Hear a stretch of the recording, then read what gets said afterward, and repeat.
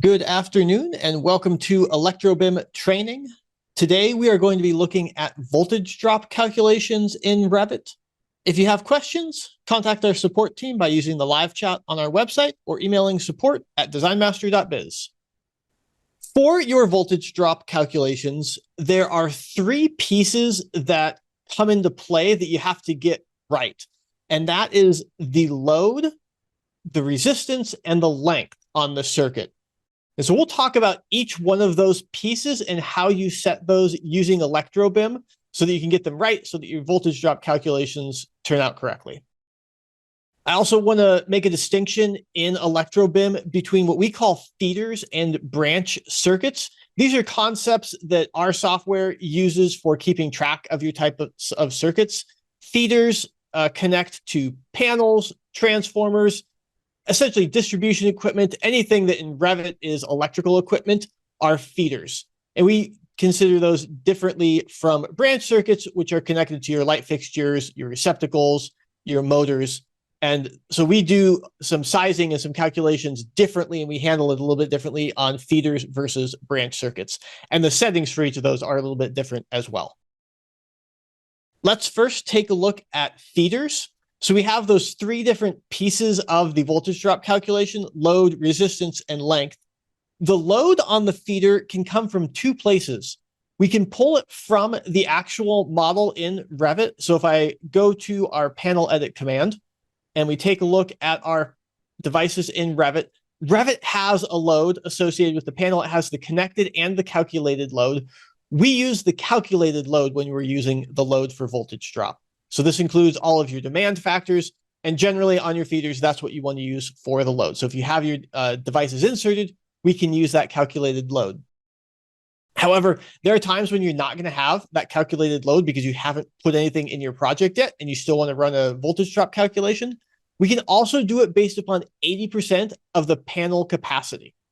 That's set in options. So if we go to project options, we have the voltage drop section here. We'll be looking at all of these different options. But this option here is calculate feeder voltage drop based upon 80% of panel capacity.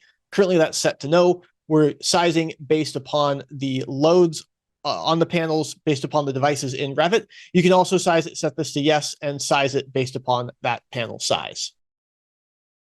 The resistance is going to be based upon the size of the wire. That is controlled by the Wire Ampacities command. We always have good defaults. The Wire Ampacities set that, and then you can override that. So if we go take a look at Wire Ampacities and customization, we have each of your configurations for the wire size. So we have the ampacity of the wire, and then we have the actual wire size being used, the corresponding ground sizes, and the pieces that actually come into play in this calculation are the parallel runs and the X and the R value. These are what we actually use in the calculation. The rest of this is really annotation for labeling that wire call out. But if you change these wire sizes, it's not actually going to change any of the information over here. So these are the numbers that you need to have correct: that parallel runs, the X and the R value. The X and the R is for a single run of wire. So if you have multiple parallel runs, you just put that in and you do the X and the R. Those are coming from NEC table 9. You use the values directly from the table and then include the number of parallel runs, and that will account for that in the calculation. So you don't need to do that math. The software does the division for you. You can also make changes, obviously, to these settings in here. So right now, our 400 amp wire, it's using 600 kc mil. A lot of people don't like to use 600 kc mil, so you might upsize that to basically 200 amp runs. So we would change this to a 3/0 wire. So we would change that here to 3/0. And then when you make that change, again, you need to change everything else. You can't just change that 3/0 and have anything actually work. We'll update the ground sizes to match. So we'll go to a number 4 and a number 6 for the two different types of grounds. And then we're changing this to 2 parallel runs.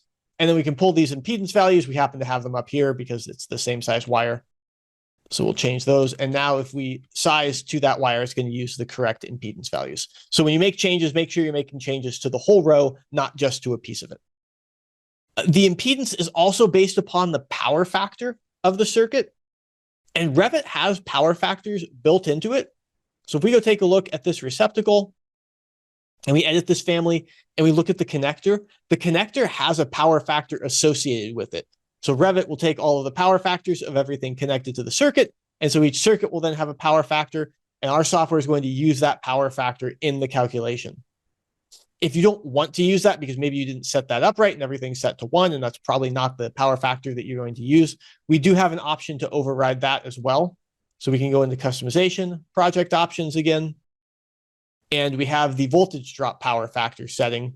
Currently, we're using the Revit value. We can also fix that at 0.85. So we have the option to use a default value of 0.85 if you don't want to use what is set in Revit.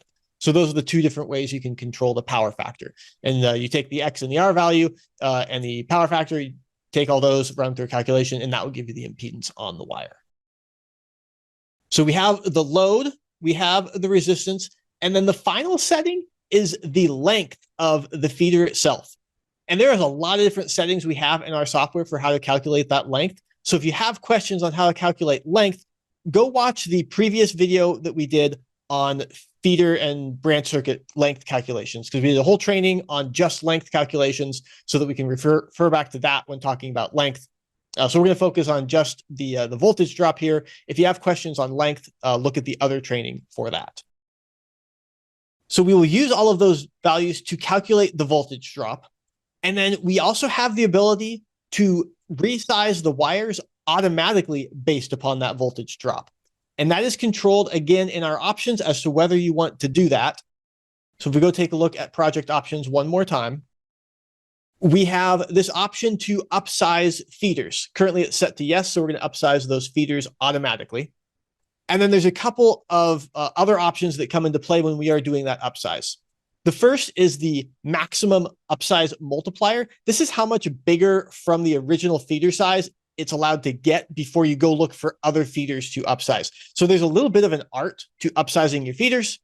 So you have to find the feeder in the run that has the biggest voltage drop, and then how big do you want that to be? We have that set to 2 by default. You can adjust that depending on how big you want those feeders to be. And then we have the voltage drop limit feeders percentage. This is the value that we are going to upsize to. So we're going to make sure that the feeder has less than 2% voltage drop. So those 3 values are used when upsizing feeders. You can also set this to no, and then you are in control of sizing that feeder yourself for voltage drop. So to show you how that works, I'm going to change this from upsize yes to upsize no. And we will run our calculation. So previously everything's been run with the upsize on. If we run the calculate. So we've run the calculation, and now you can see that it's changed these wire sizes, and we have voltage drops with some exclamation points. If you have the upsize off, or the multiplier doesn't allow you to get your wire sizes big enough to account for the voltage drop, we'll put in these exclamation points, and that tells you which feeders you then need to resize for voltage drop. And then to make that change, if you're upsizing manually, you'll go into panel edit, and for our feeders, you'll select the panel, and you come down here to the conductor, and you change that wire size. So currently it's a 250 kc mil wire. If we upsize that, this one has to get quite a bit bigger. We'll try this. It's the benefit of having the automatic upsize is that you don't have to guess, but we will make that change, and we'll run the calculation again and see what those values change to. And we've upsized it, and we can see that we're still above the 2%, so we'd need to keep upsizing that.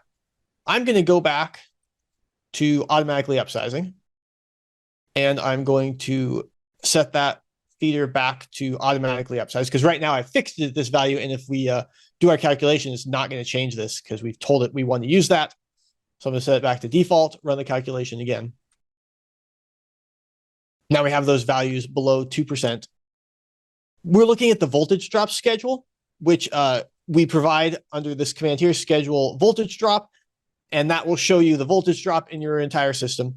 We also have the voltage drop review, this schedule here. This shows you the feeders and the branch circuits that have been upsized. So this way you can review the calculations that the software is doing, see where it's upsizing feeders, make sure that you're okay with those changes, and just have a little more visibility into what the software is doing for you. So we can see here, these are the ones that have been upsized. They tell you the original size of that feeder, the original voltage drop, and then that new wire size and the new voltage drop. When you start a project, by default, the upsize will be on. So if you don't want to have it upsize automatically, you'll need to go and change that to no, to be off. You can also, once you've made those changes or any changes in our customization, you can then export that and import it for future projects. All of the output for the voltage drop goes to shared parameters on your equipment and on your feeders. And that's how we create these schedules. So these schedules aren't anything special. They're just using the built-in Revit schedule features and the shared parameters that we provide. So you can use standard Revit functionality to modify these schedules as you want. We have this voltage drop that showed the warnings. We also have a field that shows the voltage drop without the warning. So if you wanted to get those exclamation points off, you can get rid of those. There are no warning voltage drop values, so you can use those in place of the other ones that we have here. We also have an option to not display pieces of equipment on this schedule. You can run the panel edit and select the panel, and there's a show in voltage drop yes. We can change that from yes to no. So currently this is LP1B, which is here. If we change that from yes to no, it'll remove it from the schedule. The way we're doing that is with a filter in the schedule. So if we go take a look at this filter, we have this display option, and we set it to no when you change that in our panel edit, and that's how that turns off. So you can do other filtering here as well. Again, this is a standard Revit schedule, and you can use all of Revit's functionality for getting this schedule to display how you want. When the wires are upsized, the ground is upsized also. This is based upon NEC 250-122B, where if you increase the size of a conductor, you also have to increase the size of the ground proportionally. If you are doing it manually, if you change a wire size, we assume that the ground size needs to change as well. So if you are in panel edit, and in this case, this one has been upsized. So we'll show here that the selection is this is an upsized wire. So you know that it's been upsized and what the value is. If you manually changed it to a different value, we would upsize the ground as well. If you don't want the ground upsized, you have to manually set the wire size and then manually set the ground. So we assume the ground needs to be upsized. And then when we're automatically doing the upsize, same thing, we'll upsize that ground. And that will create a new feeder call out and a new feeder ID if you're putting those on your single line diagram. So when you upsize the feeder manually or have it upsize automatically, it will change the ground size. So currently here we have a 200 amp panel with a 200 amp feeder. We have a 100 amp panel with a 100 amp feeder. Say we upsize this to 200 amps to match. So we're going to leave that as a 100 amp panel, but we're going to upsize it to a 200 amp feeder. It's the LP1. Currently, it's a number 1 wire with a number 8 ground. If we upsize that to 200, it's going to be the 3-aught wire with a number 4 ground. And that MP1B has a number 6 ground. So we actually get different size grounds because they're being sized a little bit differently. And then you'll get these different feeder IDs. We have the 200 and the 200.A. And if we update our schedule, you can see that these are called out as 200 and 200.A with those 2 different ground sizes. The other setting of note for voltage drop in your feeders is how we handle transformers. We actually have 3 different options for that. We can include the transformers in the voltage drop, we can ignore them, or we can reset the voltage drop to 0 at the transformers. And those are going from worst case to best case scenarios. If you include the transformers actually have fairly significant voltage drop in them, and it makes it really hard to actually get your voltage drop to be correct. So typically what happens is you make adjustments at the taps to account for that. And so we have 2 options for how aggressively you think they're going to make adjustments at the taps on the transformers. If you do ignore, we essentially don't do anything for the voltage drop through the transformer, and the voltage drop is going to be the cumulative value from the utility all the way through any transformers to the final panels.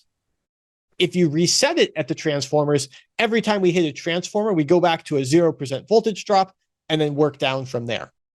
Now, so those are the 3 options that we have for setting the voltage drop through the transformer. Everything we've been talking about here is voltage drop for feeders. Voltage drop in branch circuits works very similar. So we're pulling the load again from Revit. So if we take a look at a circuit, we have these devices. In this case, it's going to be the connected load because demand loads are panel level loads. branch circuits don't really have the same sort of diversity happening. So we're using the connected load on the circuit pulled from Revit. So if we take a look at this electrical circuit, whatever that load is on that circuit, that's what we're going to use. Alternatively, in the same way that for feeders, we could base it on 80% of their capacity. For branch circuits, we can also base it on 80% of that breaker capacity. So if you just want to size to the breakers rather than the actual loads, you can change this from no to yes, and then all of your branch circuits are going to be sized based upon their breaker capacity. This is not as common of a setting, just because you're usually not that worried about the branch circuits, and you end up with all of these really big, oversized branch circuits, but it is there available if you want to use that. The resistance for the circuit is again based upon the size of the wires. We'll size those automatically for you based upon the loads. So we've got this circuit here, and the conductor is being set down here. And so here's the, it's being sized automatically. You can override that again, but that's where we're getting the impedance values, and then also the power factor, again, based upon the settings in Revit, either the power factor in Revit or the 0.85 if you've set that option. The length for the circuit, again, we have the other training where we talk about lengths, particularly on branch circuits. So to see how we calculate those lengths, make sure to go check out that other training for calculating lengths on your circuits. But we use that in the voltage drop calculation. And then we also have the ability to upsize branch circuits as well. And so that is set to yes. By default, all of your new projects will upsize their feeders and branch circuits automatically. And you can change that if you want. Branch circuits, we've set a higher value because on feeders, you can go look for other feeders to change the size on. So we set that to 2. For branch circuits, we have it set to 10. So it's just going to make that branch circuit as big as it needs to be to get the voltage drop down below the 3%. And we have it set to, we have a different value for the branch circuit limit. We also have this total value. We do not use this in the upsize. The NEC changed their recommendations on voltage drop. None of these are actual requirements. They just had some recommendations. It used to be 3% feeder, 3% branch circuit, 5% total. And so if you were above 5%, you had to go figure out where you were going to make that change. And it actually required, again, a little bit of art to figure out what was the right place to make that change. Fortunately for us, which takes the art out of it, the NEC now recommends just 2% feeder, 3% branch circuit, which will always keep you below 5%. So we just sized the feeder and the branch circuit separately. We're not looking at this total during the upsize at all. So if you did the 3, 3, and 5, you could end up with cases where you have close to 6% voltage drop, and then you would need to manually account for that. All of the values are exported again as shared parameters. So if we go take a look at this electrical circuit, we have all of these voltage drop values on the circuit. So if you want to do any sort of scheduling, you have it available to you. And we have the voltage drop for just the branch circuit, which is the voltage drop. And then we have the total voltage drop as well. And that's the voltage drop, including the feeder from the utility and then the branch circuit. So the total voltage drop to those devices. So we display both of those on the circuit as shared parameters. And again, in the upsize review, we show you all of the branch circuits that we've upsized so that you can review which ones we've upsized. And again, you have a lot of these circuits that are, receptacles, they're number 12s, and we upsize those, just based upon the calculations. They need number 10s, number 8s, number 6 wires. And so this is a place where you might want to upsize your feeders automatically, but not your branch circuits, and then manually go back and upsize the branch circuits that really are going to need it, rather than having a lot of these branch circuits that you wouldn't necessarily upsize to number 6. Having these values on the circuits means that you can use them in your panel schedules. So if I go take a look at this panel schedule here, we can modify this panel schedule. We can add a column showing the voltage drop. So I'm going to insert a column here, and then we can add the parameter. I'm going to go down to here. We're going to choose our text voltage drop, give it a label, and then apply that template to this panel. And now we have the voltage drop being shown on our panel schedule. So you have the option for showing the voltage drop for your circuits. You can also use the voltage drop parameters on the panel to show it in the header as well. So if we again go modify this template, we can show a voltage drop here. Again, we have all of our shared parameters. Go down to our voltage drop section. So now we're showing the voltage drop to this panel. So we have the option to show all of these values on the panel schedule using standard Revit functionality and parameters. In the same way that you can show it on the panel schedules and in regular schedules, you can also show it on the one-line diagram. So here I've got these voltage drops being called out for these two panels. Again, it's shared parameters. So we transfer the values to the pieces on the single line diagram, and then we have these shared parameters that you can use to create annotations to get those voltage drops on your single line diagram. Thank you for watching today's ElectroBIM training on voltage drop calculations. Contact us with questions or comments by using the live chat on our website or emailing support@designmaster.biz.